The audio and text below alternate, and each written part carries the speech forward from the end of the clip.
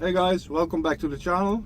My name is Mike, and well, we had a different video planned for today, but parts were not in yet for the customization of the Polo GTI.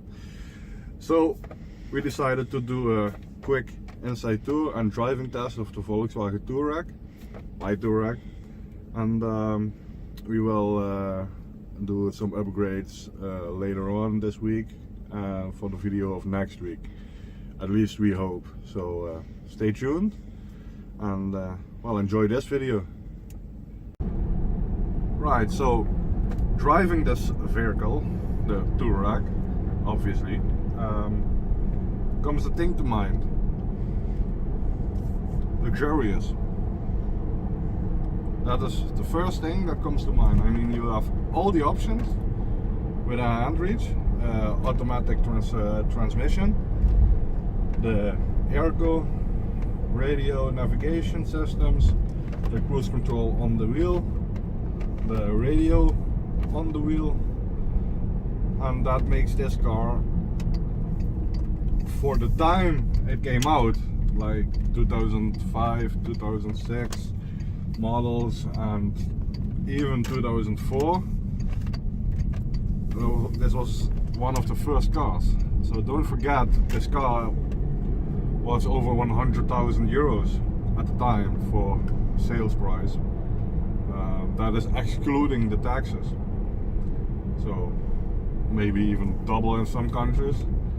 But it drives like a dream, and it's not made for speed and no supercar, or not even small and fast like the Polo GTI, but it's pure luxurious.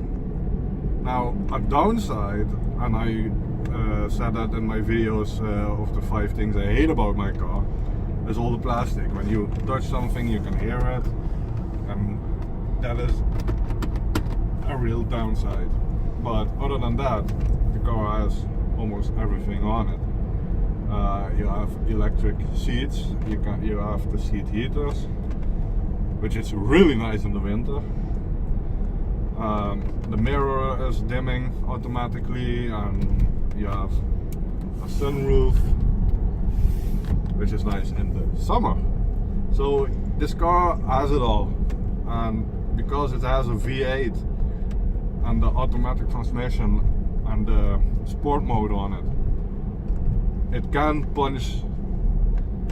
pack a punch, you know. It can go fast if it wants to, but it wasn't designed to do that. So although it can, and you even have a setting in the suspension, you can set it to sport with this wheel here, so it will lower itself and remember how you take corners. But at the end of the day, this is an SUV, and it was not made for any racetrack at all. And it's, yeah, well, obviously it's not a GTI or a super fast sports car, not even Lamborghini or anything like that. I mean, it has the same body as the first model of the Porsche Cayenne and the Audi Q7. Now, the Audi Q7 ain't no sports car too, but the Porsche is. And the Porsche came also with a similar engine, but that was a 4.5, and it has like 10 horsepower more. So as the terms go to being a sports car, it can do it all, but it wasn't designed to do that. It was designed and made for nice cruising, highway mileage, and, well, luxurious. But it was made in a time the petrol wasn't expensive yet. That was a long time ago, obviously. And nowadays the small engines and the small engines with turbos are the way to go now.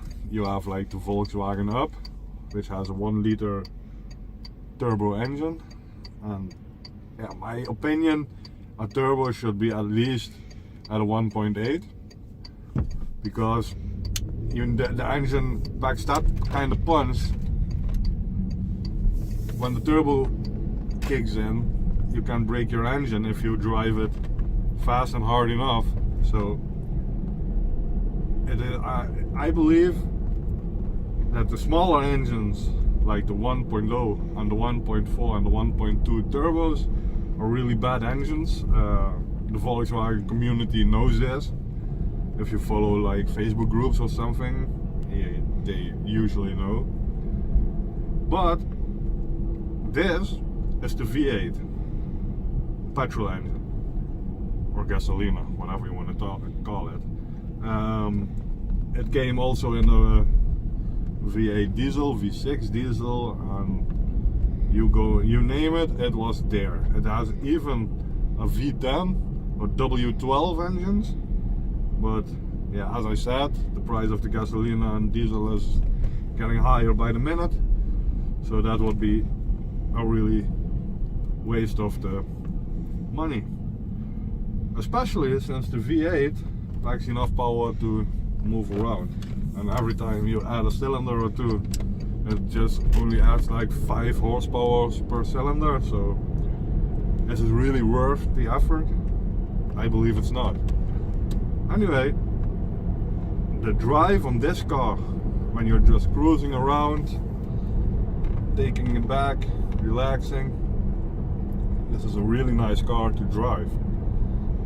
So yeah, that is why I bought this car in the first place, and it has a sort of status, but to me, I always driven cheap small cars, as most of you guys know.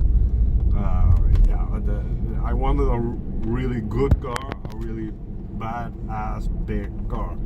So that is what I got now, because when you look outside, and I mentioned this in the videos from 5 things I like and 5 things I don't like, the bigness of the car, it is just huge, and I really do like that about it. So it's the same with a Porsche or Cayenne or an Audi Q7. They're all so big, and originally not designed for European market, but the sales went so good in the United States that they decided to release it here also. So it is way too big for the roads and parking spaces here, like I mentioned.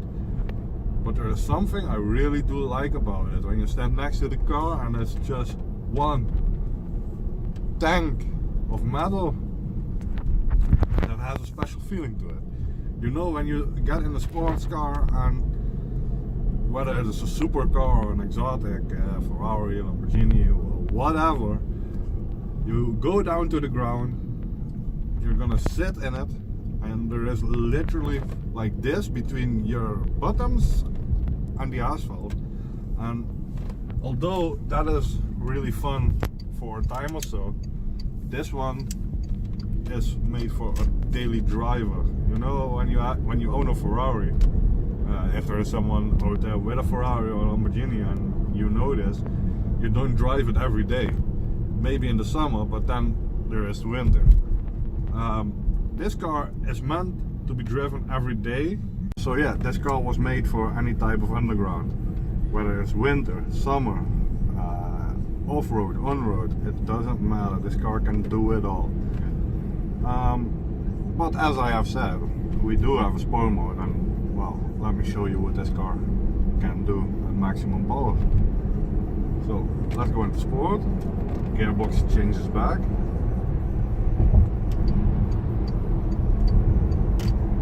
And let's wait for the traffic. But this car can sprint, has enough power, but yeah, you know, it's not made to do it. It's not meant to be an ultimate sports car or hyper supercar, whatever. But it can do a lot of fun things, and that is one of the other reasons I bought this car. So now let's see when we have a piece of open road and hit the gas. Like right about now. Oh, I hear the power. Oh.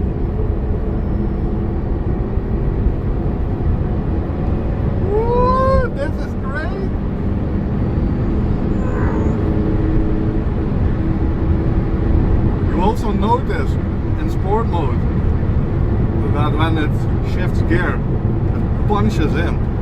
That's awesome. So yeah, it has the power. It's no supercar, but it has the power. So yeah, I think that is all for today. So yeah guys, if you like this video, leave a thumbs up and subscribe, and let us know what you think and what we should do with our videos. We're very curious, you know, obviously. Yeah, so let us know, and see you next time. Bye guys.